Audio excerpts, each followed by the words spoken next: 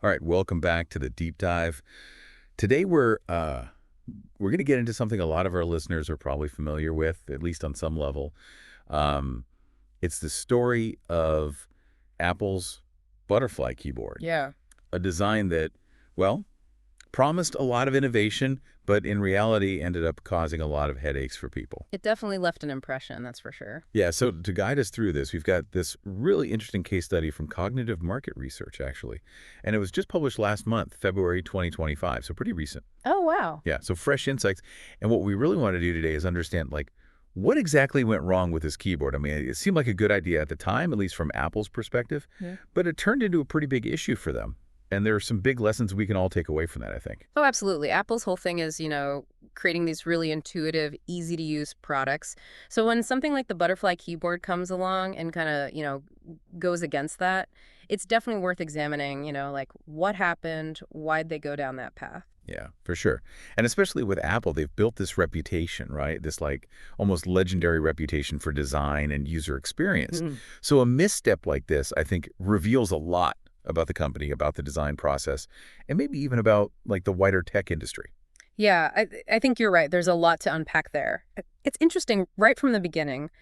The whole concept behind this keyboard was pretty fascinating. Okay, so for anyone who maybe doesn't remember all the specifics or wasn't following it that closely at the time, let's start with the basics. What exactly was the butterfly keyboard? When did it first show up? So the butterfly mechanism, that was Apple's big idea to replace the traditional scissor switch keyboard.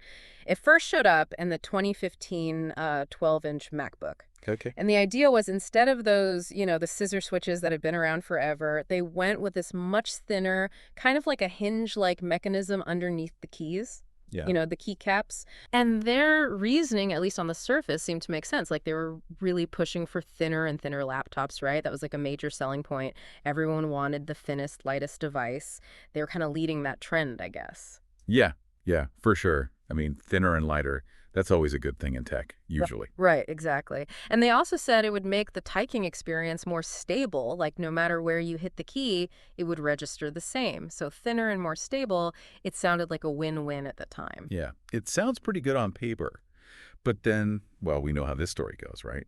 The case study makes it pretty clear that the actual experience for people using these keyboards was not quite what Apple was promising. Oh, yeah, definitely not. It's one of those things where, the intention might have been good, like thinner devices, maybe a different feel. But for a lot of users, the reality was, well, pretty negative. Like that ultra thin design ended up making the keyboard less comfortable to type on and less reliable. Mhm. And that really impacted people, especially people who use their MacBooks for work, every day. And when we say problems, it wasn't just like a few minor things here and there, right? Yeah.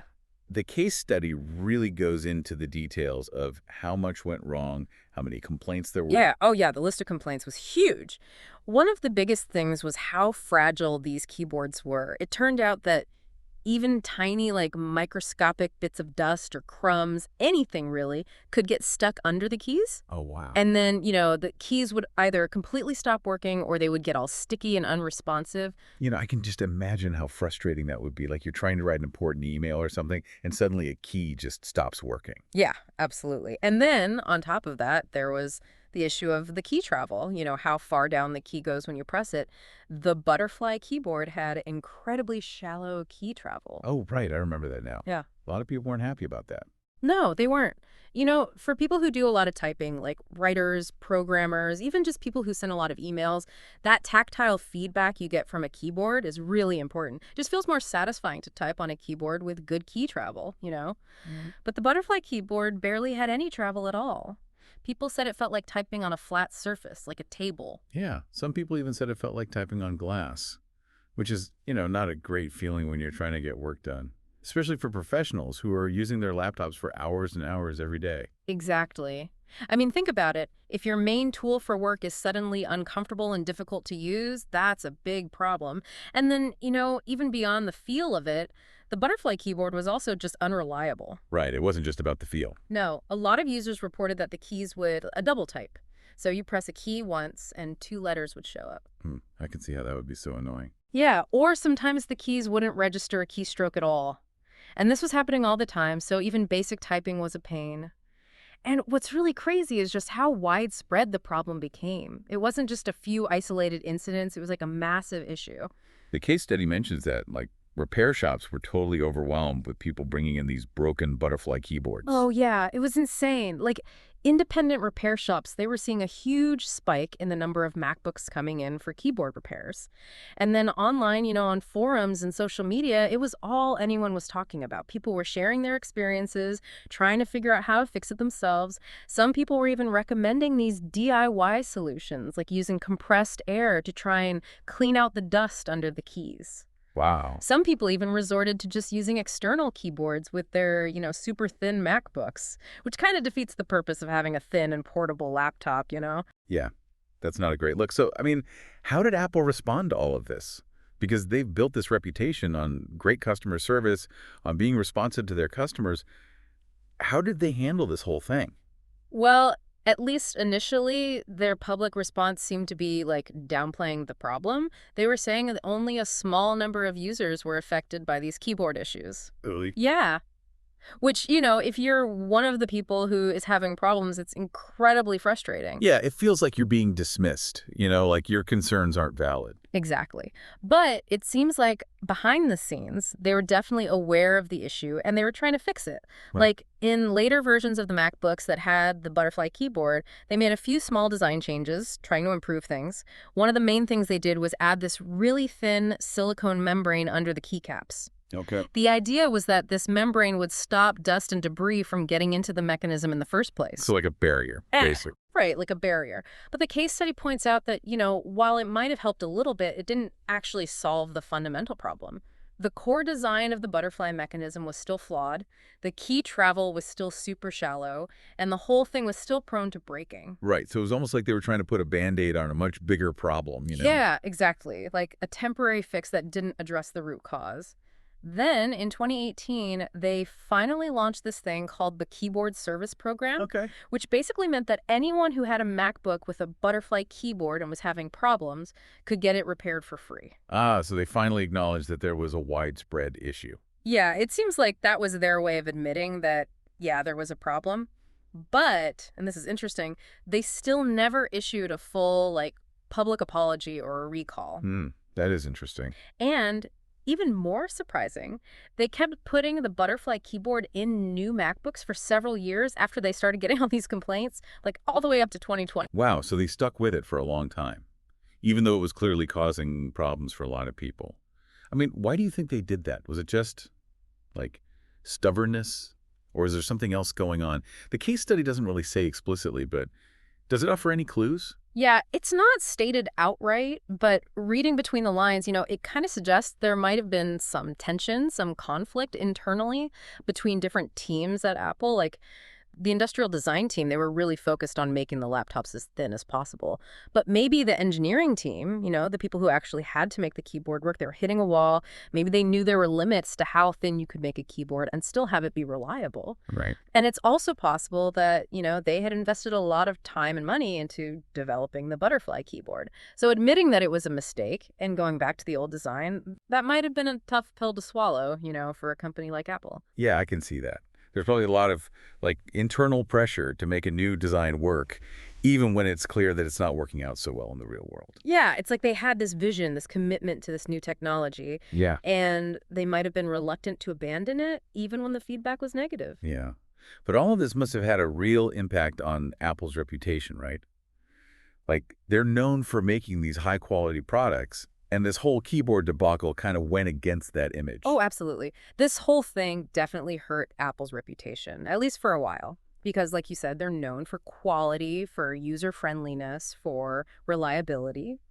And the butterfly keyboard went against all of that.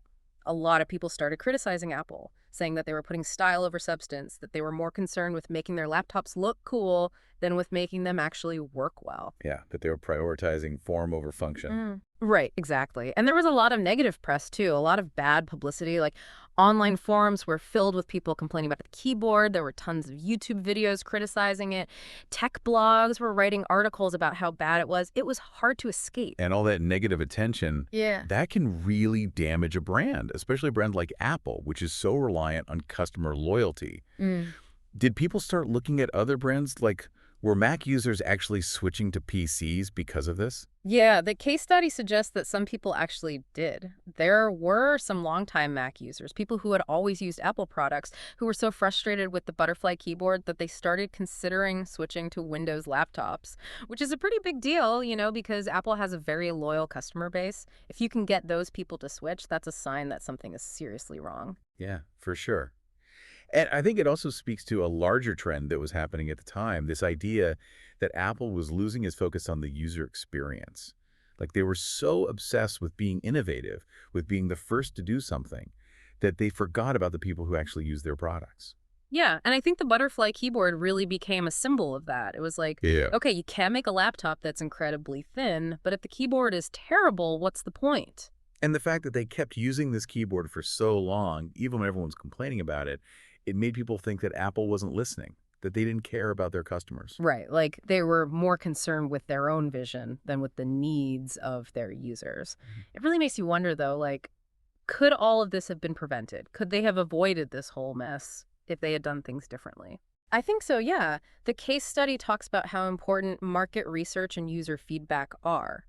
And I think that's really the key takeaway here. If Apple had done more thorough testing, if they had gotten feedback from real users earlier in the design process, they might have realized that the butterfly keyboard was a bad idea before it was too late. Yeah, and especially with something like a keyboard, which is such a fundamental part of the user experience. Like, hmm you can't really skimp on testing when it comes to something that people use every single day. No, you can't. And I think Apple kind of learned that the hard way with this whole thing. They did.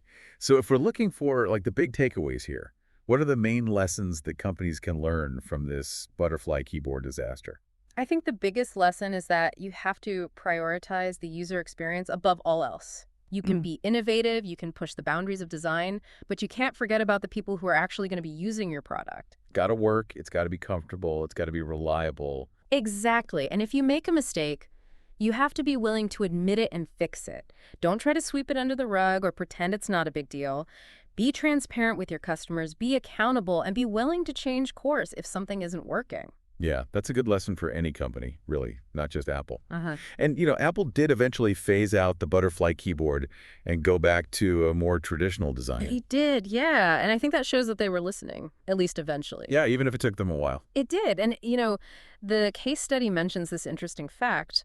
Apple's keyboard service program, the one where they were offering free repairs, it covered butterfly keyboards for up to 4 years after the purchase date. Wow, 4 years. Yeah, which means that they were basically acknowledging that these keyboards were faulty for a very long time, and they were willing to stand behind their product and fix it even years later. Which, that says something. So I guess if we're wrapping up our deep dive into the Apple Butterfly keyboard, it really is a fascinating story full of lessons learned the hard way. I think the main takeaway is that even the most innovative companies, even companies with a reputation for great design, they can still make mistakes. And sometimes those mistakes can be pretty costly, both in terms of money and reputation. Absolutely. It's a good reminder that listening to your users, doing thorough testing, being willing to admit when you're wrong, those are all really important things, no matter how big or successful your company is. And it leaves us with something to think about, I think. Apple, they're known for pushing the boundaries, for constantly innovating. But this whole butterfly keyboard thing, it shows that there's a balance to be struck. Like, how do you keep innovating? How do you keep pushing forward without losing sight of the things that really matter to your customers? Yeah. It's a tough question, but it's one that every company has to grapple with.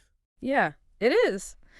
And there's no easy answer, but maybe, by looking at examples like the butterfly keyboard, we can all learn from those mistakes and figure out how to do better in the future. Well said. Thanks for joining us on the Deep Dive. Of course, it was my pleasure. We'll see you next time.